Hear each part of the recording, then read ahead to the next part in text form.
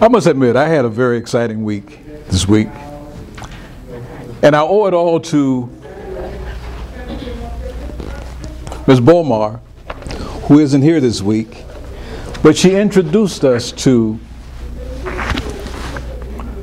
the speaking secrets of the champions. Now, as soon as I heard the information, I could not wait for the Toastmasters meeting to get over.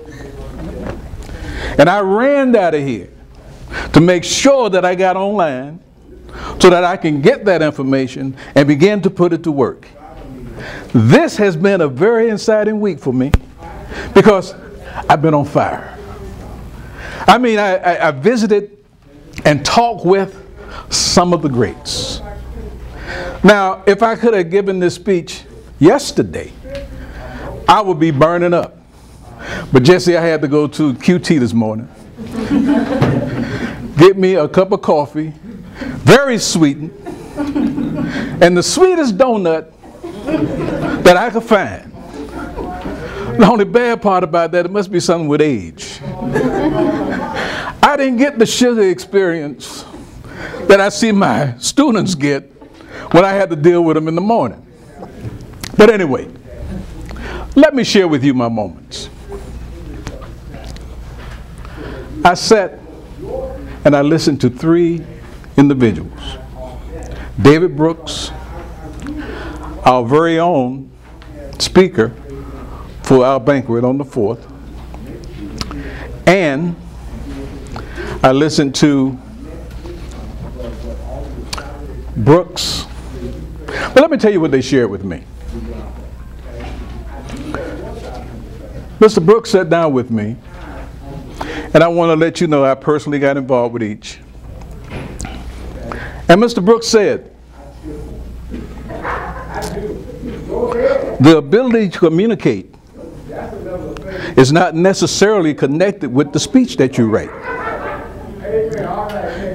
He then said that there's a difference between a speech and a talk. And then when he told me that, I thought, all these years, I've been talking. Because he said, and talking is something that we do regularly anyway. But he said, a speech is an art. And I had to deal with the reality of that. I've been standing before you week after week, giving you a talk. I then went to our upcoming speaker, and he said, Charles, in writing a speech, you want to touch their heart, their head, and their hands. So I ask,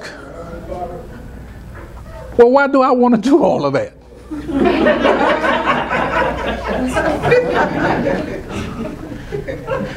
And he said, you got to make them feel what you want them to feel. You got to inspire them in what it is that you're going to say, and you must motivate them in order to get up and take the next step. I said, Mr. Brown, that's correct. And he said, well, it's one other thing I want to share with you, and that's what I call my eerie theory. So I said, eerie sounds sort of threatening, doesn't it? But he said the I is for information. So your content has to be informational. He said the R is for the reality of your message. He said the I is for inspiration. And he said the E is for entertainment. So I thought about those four things. I said, well, what is it that I have not been doing? And I said, well, At least I thought. I wasn't very entertaining. Okay? At least I thought. And I said, okay, I'll take that into mind. And then I spoke with Darren LaCoy. Now he was somewhat in your face. He immediately said, Charles, you say you want to become a professional speaker, correct? And I said, yes. He said, do you record all your speeches? And I went, no.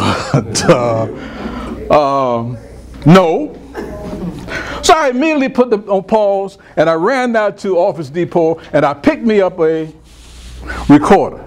So I went back to Darren, and I said, I got it. Then he said something else. He said, Charles, I got two questions for you. One is, what is it that you're trying to achieve? The second is, what do you feel you have to offer?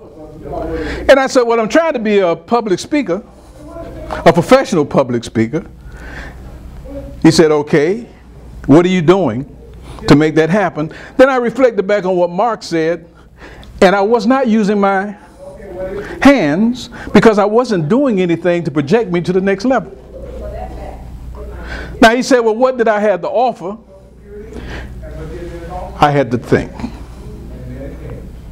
And I feel that that's what most of us do, because we can't see the value of what we have done.